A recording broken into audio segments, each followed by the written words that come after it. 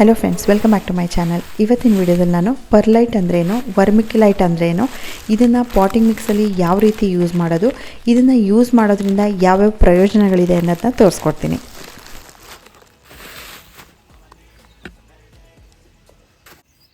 ಈ ಪರ್ಲೈಟ್ ಮತ್ತು ವರ್ಮಿಕ್ಯುಲೈಟ್ ಇವೆರಡು ಯಾವುದೇ ಗೊಬ್ಬರ ಅಲ್ಲ, ಫರ್ಟಿಲೈಸರ್ ಅಲ್ಲ. ಇವೆರಡನ್ನ ಮಣ್ಣಲ್ಲಿ ಮಿಕ್ಸ್ ಮಾಡ್ಕೊಳ್ಳೋದ್ರಿಂದ ಪಾಟಲ್ಲಿರೋ ನೀರು ಸರಾಗವಾಗಿ ಹೋಗೋದಕ್ಕೆ ಹೆಲ್ಪ್ ಮಾಡುತ್ತೆ. ಮಣ್ಣಲ್ಲಿ ಮಾಯ್ಶ್ಚರ್ನ ತುಂಬ ಹೊತ್ತಿನ ತನಕ ಹಿಡಿದಿಟ್ಕೊಳ್ಳೋ ಅಂಥ ಕೆಪಾಸಿಟಿ ಇರುತ್ತೆ. ಬೇರ್ಗಳಿಗೆ ಗಾಳಿ ಆಡೋದಕ್ಕೆ ಅವಕಾಶ ಮಾಡಿಕೊಡುತ್ತೆ. ಪರ್ಲೈಟ್ ಈ ರೀತಿ ಬಿಳಿ ಕಲ್ಲಿನ ರೀತಿ ಇರುತ್ತೆ. ದೂರದಿಂದ ನೋಡಿದರೆ ಥರ್ಮೋಕೋಲ್ನ ಚಿಕ್ಕದಾಗಿ ಪೀಸ್ ಮಾಡಿಟ್ಟಿರೋ ಹಾಗೆ ಕಾಣಿಸುತ್ತೆ. ನರ್ಸರಿಯಿಂದ ತಂದಿರೋ ಪಾಟ್ಗಳಲ್ಲಿ ನೀವು ಅಬ್ಸರ್ವ್ ಮಾಡಿರ್ಬೋದು, ಕೆಲವು ಪಾಟ್ಗಳಲ್ಲಿ ಪಾಟಿಂಗ್ ಮಿಕ್ಸಿಗೆ ಈ ಪರ್ಲೈಟ್ನ ಮಿಕ್ಸ್ ಮಾಡಿರ್ತಾರೆ. ಈ ಪರ್ಲೈಟ್ನ ಕೈಯಲ್ಲಿ ಈಸಿಯಾಗಿ ಕ್ರಷ್ ಮಾಡ್ಬೋದು. ತುಂಬ ಲೈಟ್ ವೆಯ್ಟ್ ಇರುತ್ತೆ. ಪಾಟಿಂಗ್ ಮಿಕ್ಸಲ್ಲಿ ಇದನ್ನು ಸೇರಿಸ್ಕೊಂಡಾಗ ಬೇರ್ಗಳಿಗೆ ಗಾಳಿ ಆಡೋದಕ್ಕೆ ಅವಕಾಶ ಮಾಡಿಕೊಡುತ್ತೆ. ಹಾಗೆ ನೀರು ಪಾಟಿಂದ ಸರಾಗವಾಗಿ ಹೋಗೋದಕ್ಕೆ ಹೆಲ್ಪ್ ಮಾಡುತ್ತೆ. ಇದು ವರ್ಮಿಕ್ಯುಲೈಟ್. ಇದು ಗೋಲ್ಡನ್ ಮತ್ತು ಬ್ರೌನ್ ಕಲರಲ್ಲಿರುತ್ತೆ. ಇದನ್ನು ಮುಟ್ಟಿದಾಗ ತುಂಬ ಸಾಫ್ಟಾಗಿ ಸ್ಪಾಂಜ್ ರೀತಿ ಇರುತ್ತೆ. ನೀರನ್ನು ಇದು ಪರ್ಲೈಟ್ಗಿಂತ 3ರಿಂದ 4 ಪಟ್ಟಷ್ಟು ಜಾಸ್ತಿ ಹೋಲ್ಡ್ ಮಾಡುತ್ತೆ.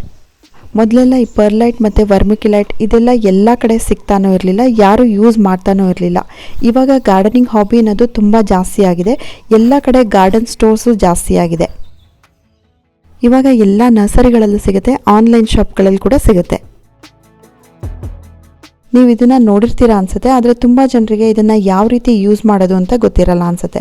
ನಾನು ಈ ವಿಡಿಯೋದಲ್ಲಿ ಅದನ್ನು ಹೇಳ್ಕೊಡ್ತೀನಿ. ಫಸ್ಟ್ ಇವಾಗ ಈ ಪರ್ಲೈಟ್ ಮತ್ತು ವರ್ಮಿಕ್ಯುಲೈಟ್ ಅಂದ್ರೇನು, ಅದು ಎಲ್ಲಿ ಸಿಗುತ್ತೆ ಅಂತ ಹೇಳ್ತೀನಿ. ಇದನ್ನು ವಾಲ್ಕೆನಿಕ್ ರಾಕ್ ಅಂತ ಹೇಳ್ತಾರೆ. ಜ್ವಾಲಾಮುಖಿ ಸ್ಫೋಟ ಆದಾಗ ಅದರಿಂದ ಸಿಗೋ ಅಂಥ ಕಲ್ಲುಗಳನ್ನ ಹೀಟ್ ಮಾಡಿಬಿಟ್ಟು ಚಿಕ್ಕದಾಗಿ ಕ್ರಷ್ ಮಾಡಿರ್ತಾರೆ. ವಾಲ್ಕೆನಿಕ್ ಎರಪ್ಷನ್ ಆದಾಗ ಹೀಗೆ ಬೇರೆ ಬೇರೆ ರೀತಿ ಸ್ಟೋನ್ ಸಿಗುತ್ತೆ. ರೆಡ್ ಸ್ಟೋನ್, ಲಾವಾ ಸ್ಟೋನ್, ಹೆಚ್ಚಿನ ಸ್ಟೋನ್ಗಳನ್ನ ಗಾರ್ಡನಿಂಗಿಗೆ ಯೂಸ್ ಮಾಡ್ಕೊಳ್ತಾರೆ. ಇವಾಗ ಪರ್ಲೈಟ್ನ ಯಾವ್ಯಾವ ಗಿಡಗಳಿಗೆ ಯೂಸ್ ಮಾಡ್ತಾರೆ ಅಂತ ನೋಡೋಣ. ಸಕ್ಯುಲೆಂಟ್ಸ್, ಕ್ಯಾಕ್ಟಸ್ ಮತ್ತು ಆರ್ಕಿಡ್ ಗಿಡಗಳಿಗೆ ಹೆಚ್ಚಾಗಿ ಯೂಸ್ ಮಾಡ್ತಾರೆ. ಹಾಗೆ ಕಟ್ಟಿಂಗ್ನ ಬೆಳಿಬೇಕಾದ್ರೆ ಅಥವಾ ಯಾವುದಾದ್ರೂ ಸೀಡ್ಸ್ ಹಾಕಿ ಸೀಡ್ ಜರ್ಮಿನೇಷನ್ಗೋಸ್ಕರ ಈ ಪರ್ಲೈಟ್ನ ಯೂಸ್ ಮಾಡ್ಕೋಬೋದು.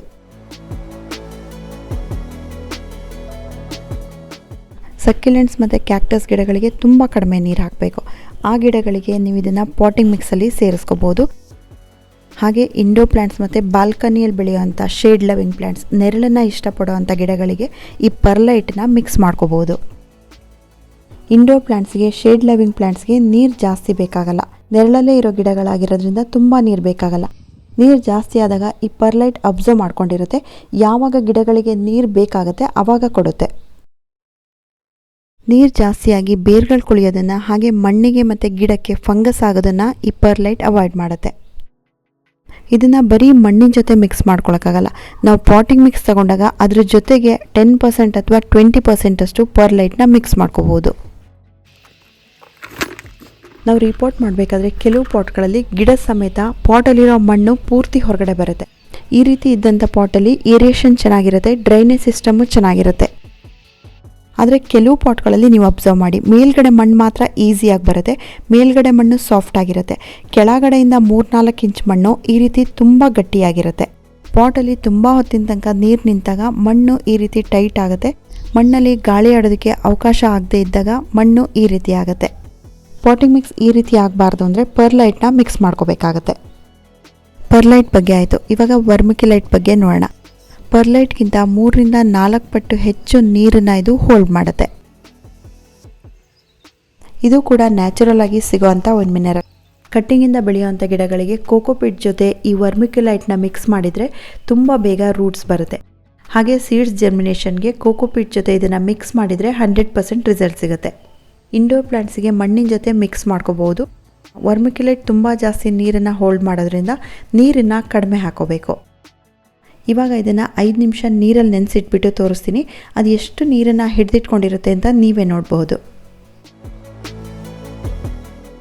5 ನಿಮಿಷ ಆಗಿದೆ. ಇವಾಗ ಈ ವರ್ಮಿಕ್ಯುಲೈಟ್ನ ಪ್ರೆಸ್ ಮಾಡಿಬಿಟ್ಟು ತೋರಿಸ್ತೀನಿ. ಇದು ಮೊದಲೇ ತುಂಬ ಸಾಫ್ಟ್ ಇತ್ತು, ಇವಾಗ ನೀರು ಹಾಕಿದ ಮೇಲೆ ಇನ್ನೂ ಸಾಫ್ಟಾಗಿ ಆಗಿದೆ. ಇದನ್ನು ಯಾವ ರೀತಿ ಗಿಡಗಳಿಗೆ ಯೂಸ್ ಮಾಡ್ಕೋಬೋದು ಅಂತ, money plant, peace lily, spider plants, philodendron, ಈ ರೀತಿ ಮಣ್ಣು ಯಾವಾಗಲೂ ಮಾಯ್ಸ್ಟ್ ಇರಬೇಕು, ಮಣ್ಣಲ್ಲಿ ಯಾವಾಗಲೂ ತೇವಾಂಶ ಬೇಕು ಅನ್ನೋ ಗಿಡಗಳಿಗೆ ಈ ವರ್ಮಿಕ್ಯುಲೈಟ್ನ ಯೂಸ್ ಮಾಡ್ಕೋಬೋದು. ಈ ವರ್ಮಿಕ್ಯುಲೈಟ್ ಮತ್ತು ಪರ್ಲೈಟ್ ಎರಡು ಆನ್ಲೈನಲ್ಲೂ ಸಿಗುತ್ತೆ, ನರ್ಸರಿಗಳಲ್ಲೂ ಸಿಗುತ್ತೆ. ನಾನು ಇವೆರಡೂ ಹಾಸನ್ ತೋಟಗಾರಿಕೆ ಇಲಾಖೆಯಲ್ಲಿ ತೊಗೊಂಡಿದ್ದು. ಪರ್ಲೈಟ್ ಹಾಫ್ ಕೆಜಿಗೆ 110 ರೂಪೀಸ್ ಇತ್ತು. ಈ ವರ್ಮಿಕ್ಯುಲೈಟ್ ಹಾಫ್ ಕೆಜಿಗೆ 70 ರೂಪೀಸ್ ಇತ್ತು. ಒಂದು ಪ್ಯಾಕ್ ತೆಗೆದಿಟ್ಕೊಂಡ್ರೆ ಸಾಕು, ತುಂಬ ದಿನ ತನಕ ಬರುತ್ತೆ. ಪರ್ಲೈಟ್ ಆಗಲಿ ವರ್ಮಿಕ್ಯುಲೈಟ್ ಆಗಲಿ ಒಂದು ಪಾಟಿಗೆ 10% ಅಷ್ಟು ಮಾತ್ರ ಹಾಕಬೇಕು. ಕಟ್ಟಿಂಗ್ಗಳನ್ನ ಬೆಳೆಯೋದಕ್ಕೆ ಕೋಕೋಪೀಟ್ ಜೊತೆ ಈ ವರ್ಮಿಕ್ಯುಲೈಟ್ನ ಮಿಕ್ಸ್ ಮಾಡಿದರೆ ತುಂಬ ಬೇಗ ರೂಟ್ಸ್ ಬರುತ್ತೆ. ಹಾಗೆ ಸೀಡ್ಸ್ ಜರ್ಮಿನೇಷನ್ಗೂ ಅಷ್ಟೇ ಕೋಕೋಪೀಟ್ ಜೊತೆ ಈ ವರ್ಮಿಕ್ಯುಲೈಟ್ನ ಮಿಕ್ಸ್ ಮಾಡಿದರೆ 100% ರಿಸಲ್ಟ್ ಸಿಗುತ್ತೆ. ಸೀಡ್ಸ್ ಜರ್ಮಿನೇಷನ್ಗೆ ಹಾಕಿದಾಗ ಒಂದು ವಿಷಯ ನೆನ್ಪಿಟ್ಕೋಬೇಕು, ವರ್ಮಿಕ್ಯುಲೈಟ್ ತುಂಬ ನೀರನ್ನು ಹೋಲ್ಡ್ ಮಾಡೋದ್ರಿಂದ ನೀರನ್ನು ತುಂಬ ಕಡಿಮೆ ಹಾಕಬೇಕು.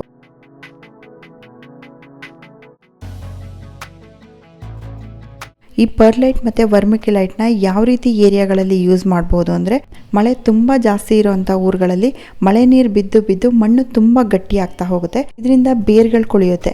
ನೀವು ಪಾಟಿಂಗ್ ಮಿಕ್ಸ್ ಜೊತೆ ಪರ್ಲೈಟ್ನ ಮಿಕ್ಸ್ ಮಾಡ್ಕೊಳ್ಳೋದ್ರಿಂದ ಇದನ್ನು ತಪ್ಪಿಸ್ಬಹುದು. ವರ್ಮಿಕ್ಯುಲೈಟ್ನ ತುಂಬ ಹೀಟ್ ಇರೋವಂಥ ಊರುಗಳಲ್ಲಿ ನೀರನ್ನು ಪಾಟಿಂಗ್ ಮಿಕ್ಸಲ್ಲಿ ಜಾಸ್ತಿ ಹೊತ್ತು ಹೋಲ್ಡ್ ಮಾಡೋದಕ್ಕೆ ಯೂಸ್ ಮಾಡ್ಕೋಬೋದು. ಪರ್ಲೈಟ್ ಆಗಲಿ ವರ್ಮಿಕ್ಯುಲೈಟ್ ಆಗಲಿ ಪಾಟಲ್ಲಿ ಡಿಕಂಪೋಸ್ ಆಗಲ್ಲ, ಅಂದರೆ ಕರಗಲ್ಲ. ಅದು ಹೇಗಿರುತ್ತೋ ಹಾಗೇ ಇರುತ್ತೆ. ಯಾರಿಗೆ ಪರ್ಲೈಟ್ ಸಿಗೋದೇ ಇಲ್ಲ ಅದ್ರ ಬದಲು ಆಲ್ಟರ್ನೇಟಿವ್ ಆಗಿ ಭತ್ತದ ಹೊಟ್ಟನ್ನು ಯೂಸ್ ಮಾಡ್ಕೋಬೋದು. ಇದರಿಂದ ಪಾಟಿಂಗ್ ಮಿಕ್ಸ್ ಲೈಟ್ ವೆಯ್ಟ್ ಆಗುತ್ತೆ, ಹಾಗೆ ಪೋರಸ್ ಆಗುತ್ತೆ. ಈ ಪರ್ಲೈಟ್ನ ಇಂಡೋ ಪ್ಲ್ಯಾಂಟ್ಸಿಗೆ, ಬಾಲ್ಕನಿಯಲ್ಲಿಡೋ ಅಂಥ ಪ್ಲ್ಯಾಂಟ್ಸಿಗೆ, ಸಕ್ಯುಲೆಂಟ್ಸಿಗೆ, ಹಾಗೆ ಕ್ಯಾಕ್ಟಸ್ ಪ್ಲ್ಯಾಂಟ್ಸಿಗೆ, ಈ ರೀತಿ ಎಲ್ಲ ಪ್ಲ್ಯಾಂಟ್ಸಿಗೆ ಇದನ್ನು ಮಲ್ಚಿಂಗ್ ಥರನೂ ಯೂಸ್ ಮಾಡ್ಕೋಬೋದು. ಸೊ ಫ್ರೆಂಡ್ಸ್, ಈ ಟಾಪಿಕ್ ನಿಮಗೆಲ್ಲ ಅರ್ಥ ಆಗಿದೆ ಅಂತ ಅಂದ್ಕೊಂಡಿದ್ದೀನಿ. ಇದುವರೆಗೆ ಇದೆಲ್ಲ ಯಾರು ಯೂಸ್ ಮಾಡಿದರೆ ಅವ್ರಿಗೆ ಚೆನ್ನಾಗಿ ಗೊತ್ತಾಗಿರುತ್ತೆ. ಹೊಸದಾಗಿ ತೊಗೊಂಡು ಯೂಸ್ ಮಾಡೋರು ಇದರಿಂದ ಗಿಡಗಳಿಗೆ ಬೆನಿಫಿಟ್ಟೇ ಹೊರತು ತೊಂದರೆ ಅಂತೂ ಏನೂ ಇಲ್ಲ ಅಂತ ಹೇಳ್ತಾ ಈ ವಿಡಿಯೋ ಎಂಡ್ ಮಾಡ್ತಾ ಇದ್ದೀನಿ. Thank you for watching.